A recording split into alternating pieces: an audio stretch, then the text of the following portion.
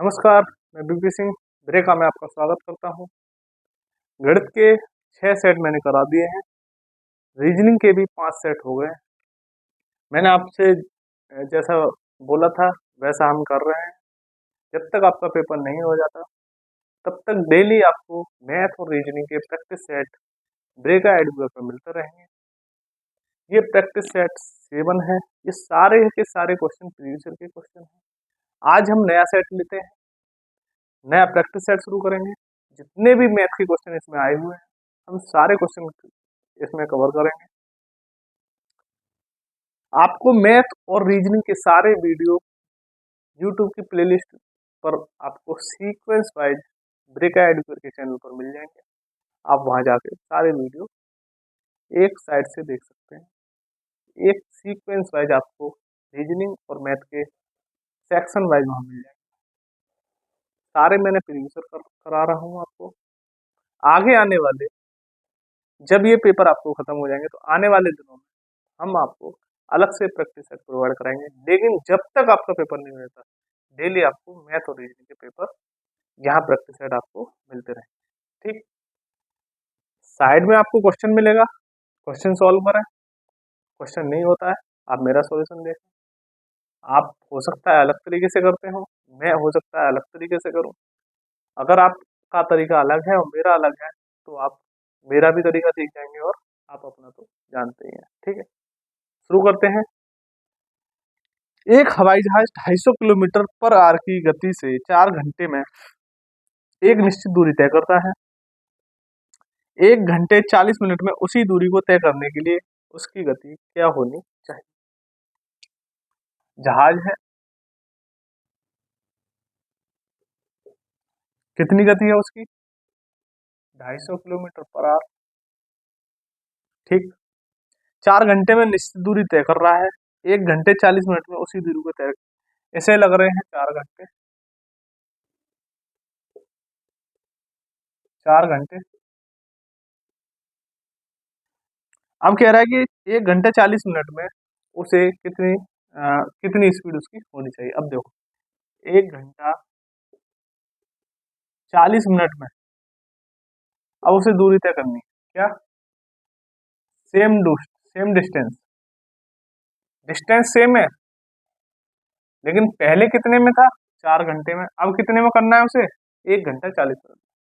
अब देखिए, मैंने आपको एक बात बताई थी, speed into time equal to क्या होता है? डिस्टेंस।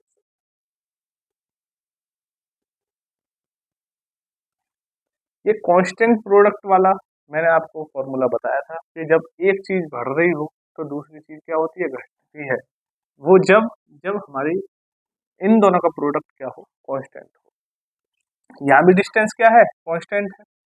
घंटे कितने कम हो रहे हैं? मैंने आपको बताया था x upon Y equal to X upon X plus Y या a अपॉन बी। कौन सा भी आप देख लो, एक ही है दोनों चीज। या ये देख लो या वो देख लो। एक चीज अगर बढ़ रही है, बढ़ने वालों को a अपॉन बी और घटने वालों को a upon A plus B. बढ़ने वाले को एक्स प्लस वाई और घटने वाले को X upon X plus Y, ये लेते हैं। समय घट रहा है, इसका मतलब स्पीड क्या होगी? बढ़ेगी। समय घट कितना रहा है? यहाँ कितने हैं? 1 घंटा 40 मिनट। कितना घट गया? 2 घंटा 20 मिनट। यानी कि 2 घंटा 20 मिनट, यानी कि 2 से 1/3। इतना क्या हुआ? घट गया। घट गया यानी कि कितना करेंगे? 3, 6 और 1 7, 7/3। किस पे घटा है? 4 घंटे से। 4 यानी कि 7/12। 7/12 कम हो गया। कितना हो गया? 7/12 कम हो गया। कम हो गया, कम। यानी कि बढ़ेगा कितना? 7/5। मैंने बताया आपको। इसको क्या लिखेंगे? X upon X plus Y, यानी कि एक्स बराबर 7। एक्स बराबर 7 और 7 और 5 12। क्लियर? तो बाई कितना हो गया? 5, यानी 7/12 बढ़ गया। स्पीड क्या होगी? 7/12 बढ़ जाएगी। क्या होगी? बढ़ जाएगी। स्पीड कितनी है? 250। इसका 7/5 गुना कर दो, इसे काटेंगे 50, इसका मल्टीप्लाई करेंगे 350। इतनी बढ़ गई। कितनी? 350। क्या हुआ? ये बढ़ गई। अब बढ़ गई और पहले कितनी थी 250, यानी कि अब कितनी हो जाएगी 250 प्लस 350 कितनी हो गई 600 किलोमीटर पर आवर। क्लियर, समझ में आया? मैं फिर बता रहा हूँ, मैं डिटेल में इसलिए बताता हूँ क्योंकि सारे बच्चे सारे स्टूडेंट इस चीज को ओरली नहीं कर पाते, लेकिन हकीकत ये है कि पेपर में आपको कुछ लिखना है और कुछ आपको माइंड में सोल्व करना है।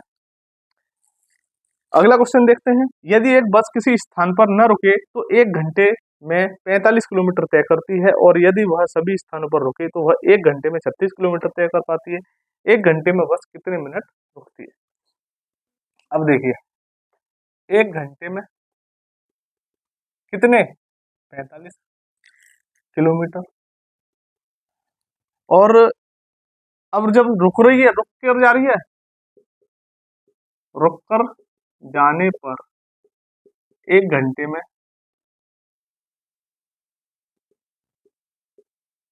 कितनी जा रही है 36 किलोमीटर। ठीक है, क्लियर है?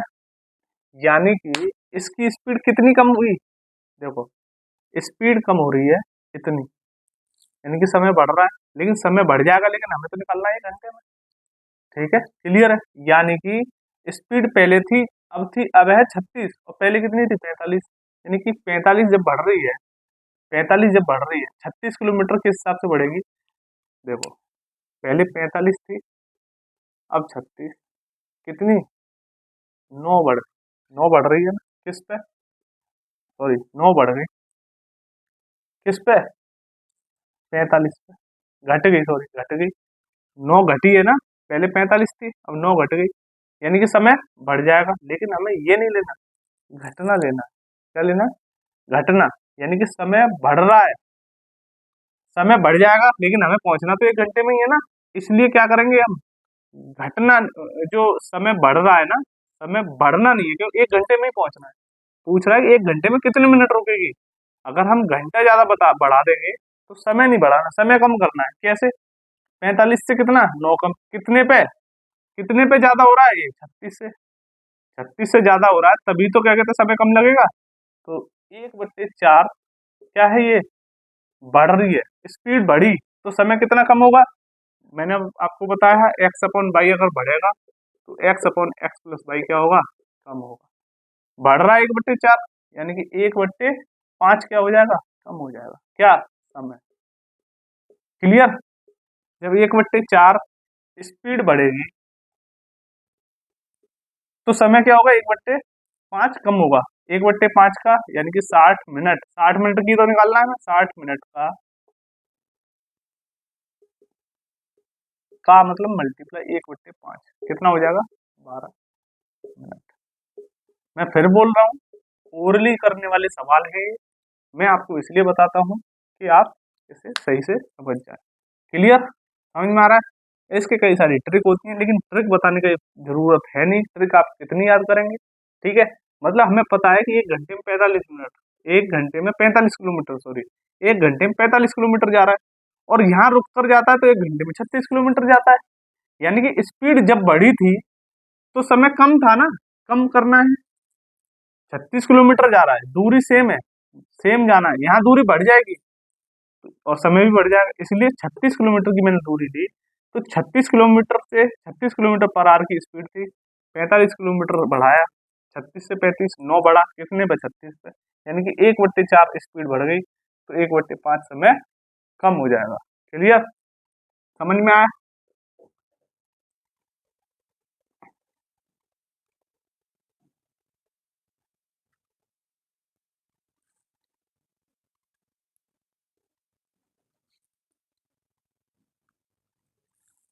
चलो ठीक, एक और तरीके से इसे देख लेते हैं।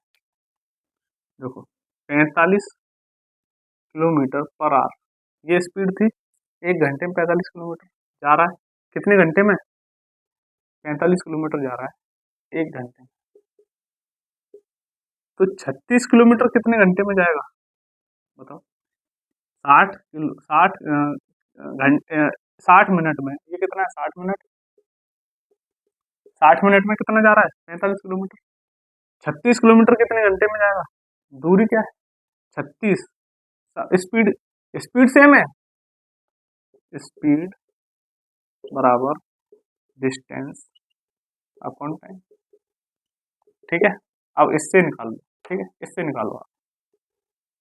देखो स्पीड सेम है 45 किलोमीटर, कितने घंटे में? 60 मिनट में।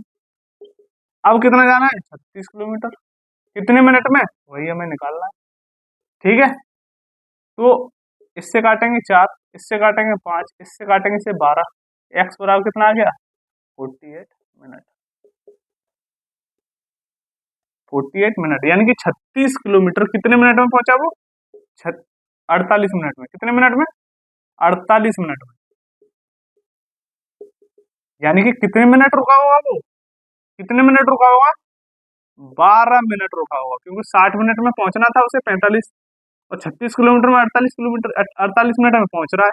इसका मतलब कितना मिनट रुका होगा वो? 12 मिनट। 12 मिनट रुका। क्लियर? अब समझ में आया? जो समझ में आए उसे करो। दो तरीके मैंने आपको बता दिए हैं, जैसे चाहो वैसे आप कर सकते हो, लेकिन जो मैंने पहला तरीका बताया अगर वो आपके दिमाग में सही फिट हो गया तो आप सारे क्वेश्चन इस तरह के कर ले जाएंगे। क्वेश्चन आपको साइड में मिल रहे होंगे, क्वेश्चन देखिए, सॉल्व करिए। अगर क्वेश्चन समझ में नहीं आता है तब आप मेरा सॉल्यूशन देख सकते हैं। किसी आयत की लंबाई और चौड़ाई का अनुपात 5:6 है तथा इसका क्षेत्रफल 6750 यानी 6750 सेंटीमीटर स्क्वायर है, तो आयत की लंबाई तथा क्षेत्रफल का अनुपात पूछ रहा है। देखो लेंथ 5, ब्रेथ यानी कि चौड़ाई 6, रेशियो कितना है इसका? मैंने आपको बताया था आयत का जो क्षेत्रफल होता है, आयत का क्षेत्रफल क्या होता है? लंबाई गुणा चौड़ाई। लंबाई कितनी है? 5x इंटू ये x मान लो, पता नहीं कितना है, यानी कि ये 5x और ये 6x। मैं फिर भी बता रहा हूँ, ये मैं लिख रहा हूँ जबकि ये लिखना नहीं है। इसकी वैल्यू कितनी है? 6750, ठीक, सेंटीमीटर स्क्वायर। यहाँ से 5 और 6 से काटेंगे तो 30, 30 से 0 कट गया, इसे काटेंगे 225, एक्स और एक्स एक्स स्क्वायर बराबर 225, एक्स बराबर 15। यहाँ से स्क्वायर हटाएंगे तो इस पर रूट चला जाएगा, तो एक्स बराबर 15 यानी कि ये कितना हो गया? लंबाई हो गई हमारी लेंथ 90, और ब्रेथ यानी चौड़ाई, चौड़ाई कितनी हो गई? 15 छक्के ये 75 और ये 90। पूछा क्या है? पूछा है लंबाई तथा क्षेत्रफल का अनुपात बताओ। लंबाई कितनी है? लंबाई है 75, और अनुपात किससे पूछ रहा है? क्षेत्रफल से। और क्षेत्रफल क्या बताया मैंने? लंबाई इंटू चौड़ाई। तो ये कितना है? 75 इंटू 90, 75 इंटू 90, लंबाई गुणा चौड़ाई। या फिर ये लिख लो, ये भी तो क्षेत्रफल ही है, ये भी लिख लो। लेकिन जब हमें पता है लंबाई है चौड़ाई है, ये कट जाएंगे तो बचेगा क्या?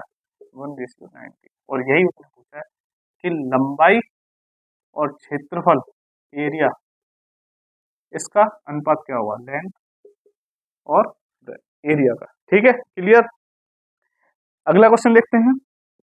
11 से विभाजित होने वाली सबसे छोटी 4 अंकों की संख्या के अंकों का योगफल और 13 से विभाजित होने वाली सबसे छोटी संख्या, सबसे छोटी 4 अंकों वाले संख्या के अंकों के योगफल का गुणनफल ज्ञात करो।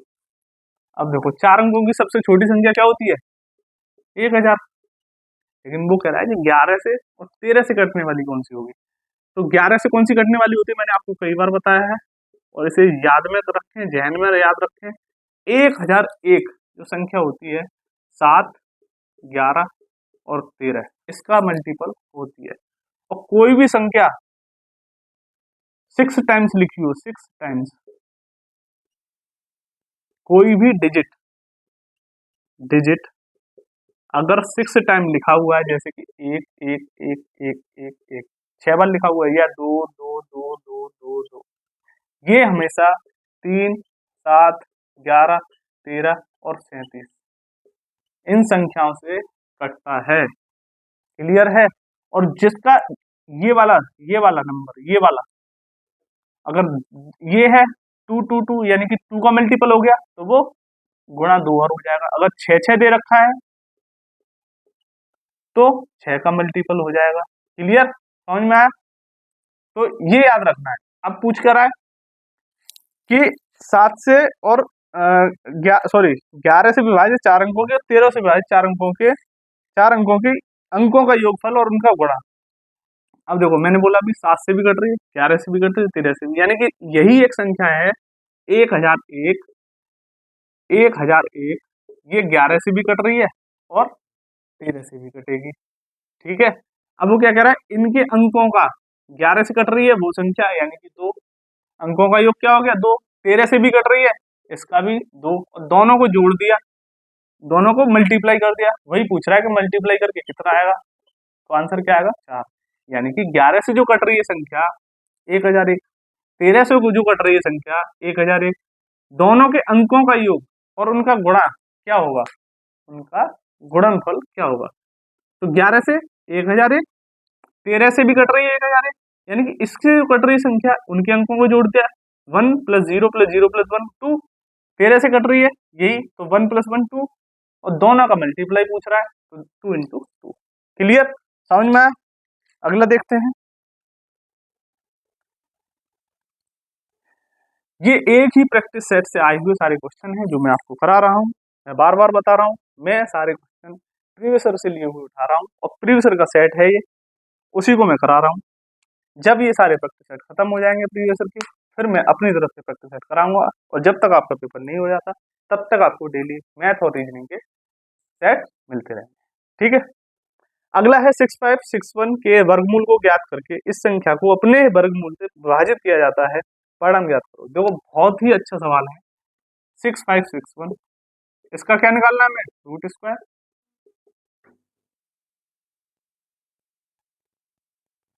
ठीक है, स्क्वायर रूट निकालना है, वर्गमूल लिख दो यार, वर्गमूल या स्क्वायर रूट। ठीक है, स्क्वायर रूट निकालना है। अब देखो इसका स्क्वायर रूट कैसे निकालते हैं आपको पता होगा, लास्ट की जो डिजिट होती हैं उनको छोड़कर इसका क्या करते हैं, इसको देखते हैं किन किन के बीच में इसका वर्ग आ रहा है। तो 8 के बीच में आ रहा है और 9 के बीच में आ रहा है। अब देखते हैं 8 का अगला अंक क्या है 9, इसका अगला अंक क्या है 9, 10। अब देखते हैं कि 8 के अगला अंक जो 8 का है ये किसका है, 1 का, ये 9 भी हो सकता है और 1 भी हो सकता है। छोटा वाला लेते हैं हमेशा, बड़ा वाला नहीं लेते, यानी कि या तो 81 होगा या फिर 9, किसके स्क्वायर के आगे डिजिट आता है 1, 9 के, तो 81 होगा या 89 होगा। अब देखो 89 90 के पास में है, ये 85, 85 से देखो अगर 85 होता तो कितना होता, 85 अगर स्क्वायर होता तो ये कितना होता, इतना, ये बड़ा है ना इससे, तो इसका मतलब 81 आंसर होगा। तो 81 स्क्वायर रूट हो गया। अब वो बोल रहा है कि जो ये संख्या है ना वो इसी से अगर कटे, विभाजित किया जाए इसके स्क्वायर रूट से, तो 6561 को 81 से डिवाइड करेंगे तो क्या आएगा, 81 ही तो आएगा, क्योंकि इसका मतलब क्या है 81 × 81, और डिवाइड हो रहा है 81 से, डिवाइड किससे हो रहा है 81 से, तो 81 से काट देंगे क्या बचेगा 81। क्लियर, समझ में आया? अगला क्वेश्चन देखते हैं। अगला क्वेश्चन है किसी वृत्त के व्यास को दुगना किया जाता है उसका क्षेत्रफल कितना होगा। देखो वृत्त का व्यास है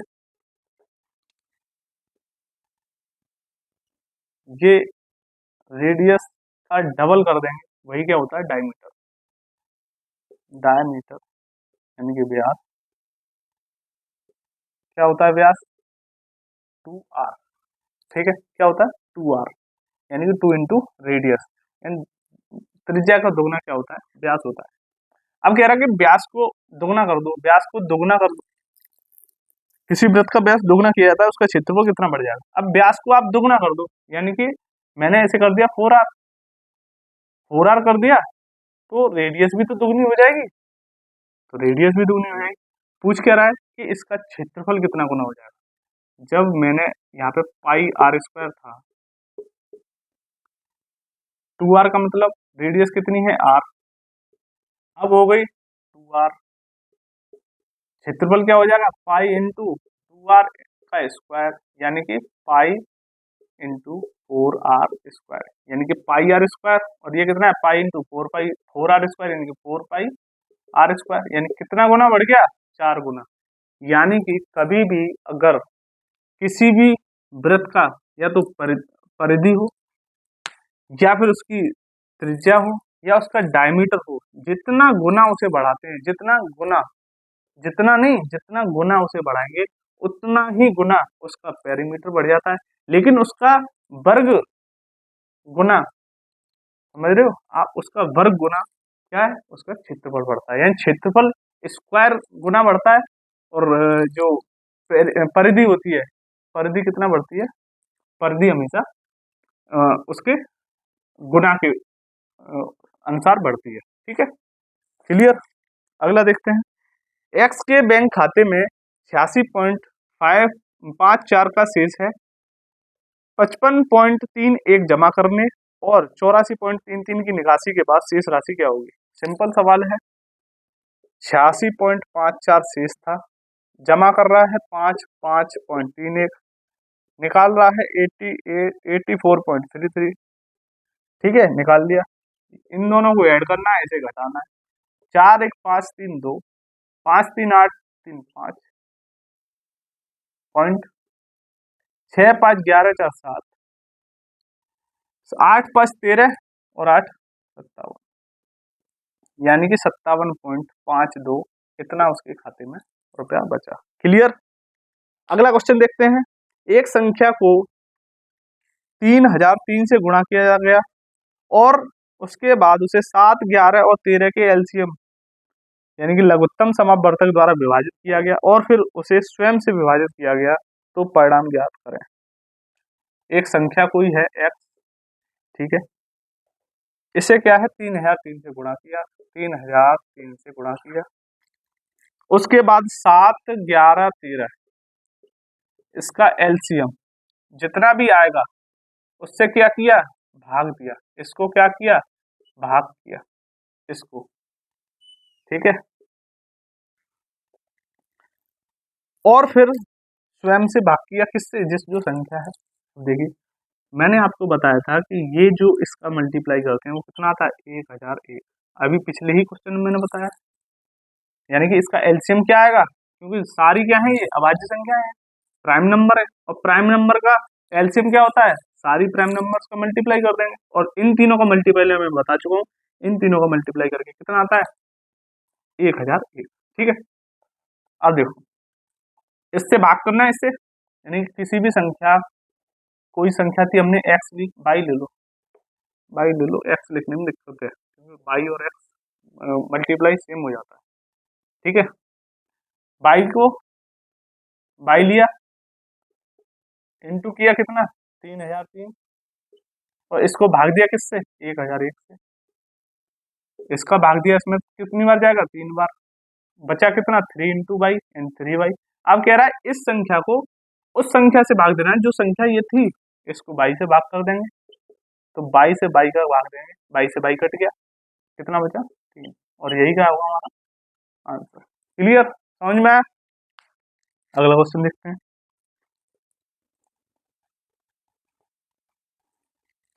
क्वेश्चन देखिए सोल्व नहीं होता है, मैं बता रहा हूं आपको। अगला है 40 के वर्ग के 40% का चौथाई भाग ज्ञात करें। 40 के वर्ग, वर्ग मतलब 40 का स्क्वायर यानी 40 इंटू 40। ठीक है, 40 के वर्ग के 40% का एक चौथाई भाग, इसका 40% निकालना है। 40% यानी कि परसेंट का मतलब क्या होता है 1/100 यानी कि 40/100, और इसका कितना एक चौथाई यानी कि 1/4, बस ये निकालना है। 4 से 0 0 0 ही कटे, 4 से 4 कट गया, बचा कितना, इसका मल्टीप्लाई कर दो, 40 का 4 में मल्टीप्लाई करेंगे 160 आपका आंसर हो जाएगा। क्लियर है। यदि बिक्री मूल्य 3 गुना किया जाए तो लाभ 5 गुना हो जाता है, लाभ ज्ञात करें। पहले बिक्री मूल्य मान लिया मैंने 100 था, अब बिक्री मूल्य कितना कर दिया, बिक्री मूल्य 3 गुना कर दिया। अब ये 1 है और अब सेलिंग प्राइस 2 है, अब कितना है 300, 3 गुना, इसका 3 गुना कर दिया ना, 3 गुना, 3 गुना कर दिया। अब कह रहा है लाभ जो है वो कितना हो जाता है 5 गुना, यानी कि कुछ लाभ हो रहा होगा इसे, ठीक है। यहाँ कितना लाभ हो रहा है 200 का, लेकिन 4 गुना यहाँ, पहले कितना हो रहा था पता नहीं, यानी कि अब दो, पहले कुछ ना कुछ तो हो रहा होगा, अब हो रहा है 5 गुना, ठीक है। पहले के लाभ का, माना कि पहले मैंने लाभ किया x, अब कितना हो रहा है 5 गुना हो रहा है, यानी कि ये कितना है 4x, 4x ही तो है ये वाला लाभ, या मैं कर दूं x ये।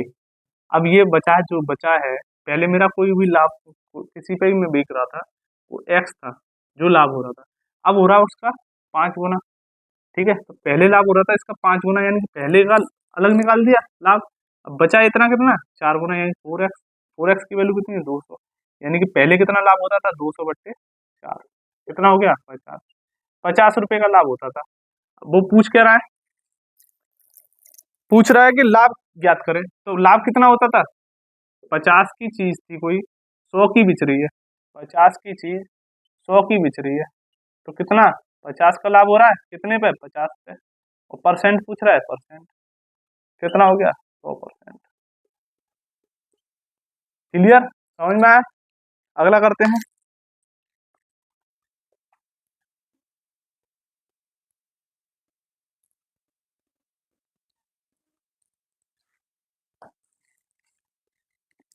अगला है 42,000 में एक स्कूटर खरीदा, एक्स 42,000 में एक स्कूटर खरीदता है, उसमें 6,000 रुपये खर्च करता है मरम्मत पर, स्कूटर को 54,000 में बेचता है, लाभ बताओ। देखो 42,000 का था, 6,000 मरम्मत पे लगाए, कितना हो गया 48,000, ठीक है। कितने का बेचा 54,000 का, कितने का लाभ हुआ 6,000 का, कितने पे 48,000 पे, परसेंट निकाल दो, ठीक है। इससे गुणा कर दिया, इससे कितना बचा 8 आ गया, यानी कि 100/8 का मतलब क्या होता है 25/2, यानी कि 12.5, इतना परसेंट क्या हो जाएगा उसका। क्लियर है, समझ में आया। अगला है 110 रुपए लागत वाली एक वस्तु 104.5 में बेची गई, कितनी छूट पेशकश की गई है। 110 की लागत है, कितने में बेचेगी 104.5, कितने का लाभ हो गया, कितने का 110 की लागत की थी 104 में बेचेगी, कितनी छूट, छूट पूछ रहा है, छूट कितने की हुई 5.5, कितने पे 110 पे, 110 इंटू 100, इससे इसे काट देंगे, पहले पॉइंट हटाएंगे तो ये 0 कट गया, 110 से 2, 10/2 का मतलब 5%, छूट कितनी थी 5%। क्लियर, समझ में आया।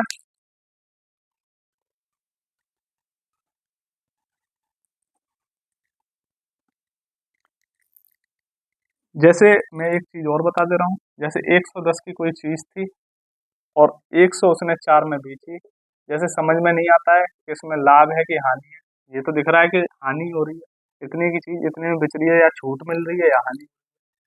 तो कभी भी अगर ये समझ में ना आए कि इसे डिनोमिनेटर में इसे रखना है या इसे रखना है, तो मैं हमेशा बता रहा हूँ, अगर छूट या हानि अगर दे रखी हो तो डिनोमिनेटर में हमेशा क्या लिखेंगे, बड़ी संख्या, जो भी बड़ी संख्या होगी वो रख देना, फॉर्मूला याद करने की जरूरत ही नहीं है। और यदि लाभ होता है या कोई चीज बढ़ा के बेचता है, उसमें क्या है छोटी संख्या लिखेंगे नीचे, यानी कि हर में, तो अंश में जितना लाभ या हानि होगी वो देख देख लेना, अगर लाभ होगा तो छोटी संख्या लिख लिख देना। अब जैसे इसमें क्या हो रहा है, छूट छूट मिल रही है ना, तो बड़ी संख्या रख दी मैंने नीचे। लाभ होता है, जैसे इतने की चीज और इतने की बिक रही है, तो कितने का लाभ 5.5 का, कितने पे, अब ये पता नहीं इस पे इस पे रखे हैं इस पे, तो मैंने क्या बोला लाभ मिल रहा है तो छोटी संख्या नीचे। क्लियर, समझ में आ रही है। अगला क्वेश्चन देखते हैं।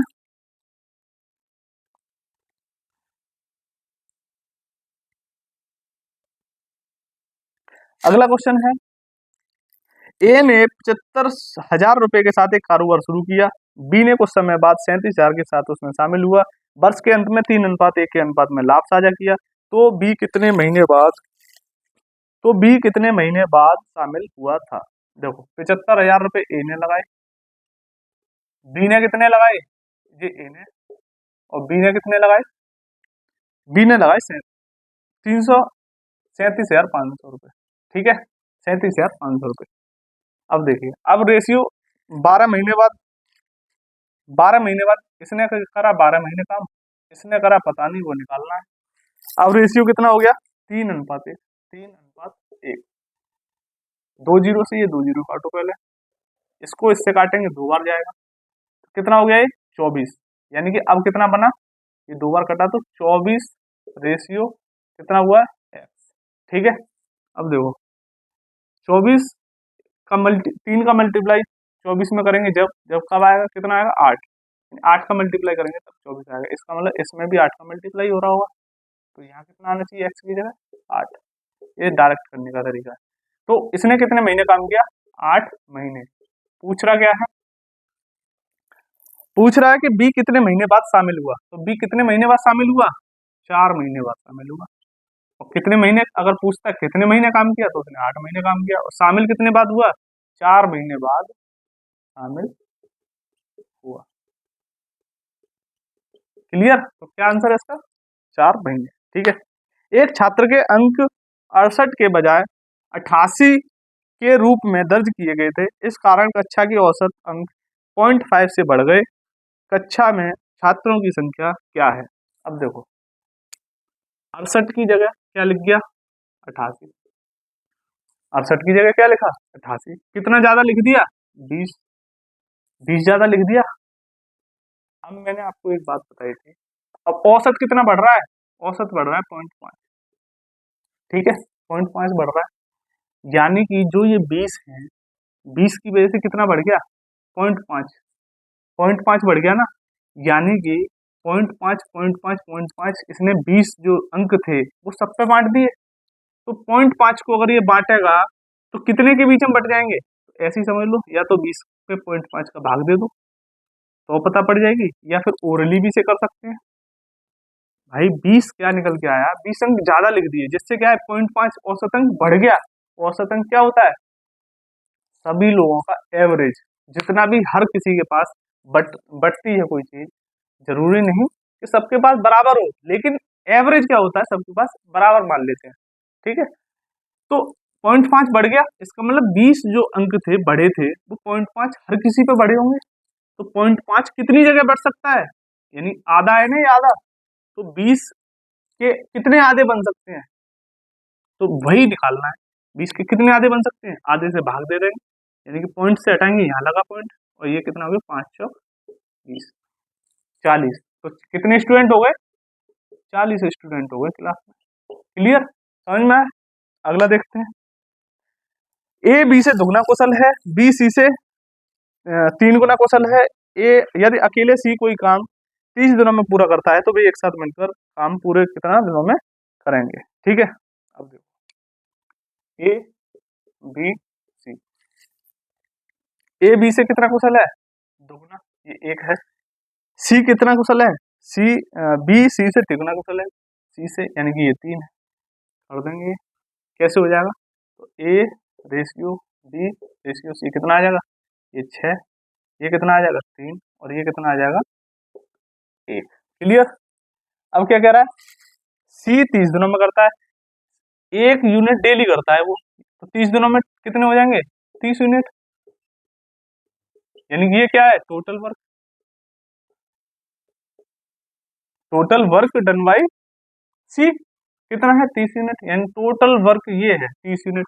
बोल रहा है कि तीनों एक साथ काम करें तो कितने दिनों में, तीनों, ये 6 यूनिट करता है, ये 3 यूनिट, ये 1 यूनिट, टोटल कितने यूनिट हो गए, 6 3 9 और 1 10, and 30 divide by 10 equal to 3। Clear, समझ में आया? अगला क्वेश्चन देखते हैं,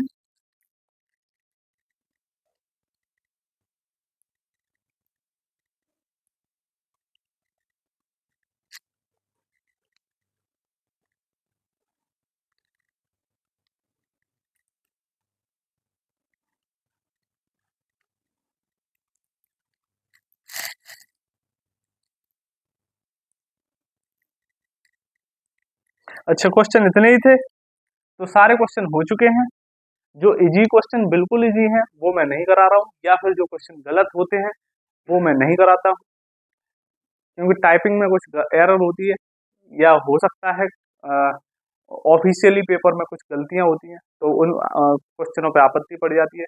या तो मैं वो क्वेश्चन नहीं कराता हूँ, या जो बिल्कुल क्वेश्चन इजी होते हैं उन्हें मैं नहीं कराता हूँ। ठीक है, तो सारे क्वेश्चन थे, शायद 18-19 क्वेश्चन थे, वो मैंने सारे करा दिए हैं। अगले सेशन में फिर से अगला, ये 7वां सेट था।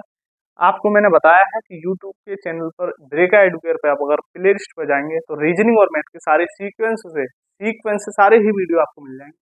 आप वहां से रीजनिंग और मैथ के वीडियो देख सकते हैं। और जब तक आपका पेपर नहीं हो जाता तब तक मैं आपको डेली मैथ और रीजनिंग के ऐसे ही प्रैक्टिस सेट प्रोवाइड कराता रहूंगा। तो आज के लिए इतना ही। धन्यवाद।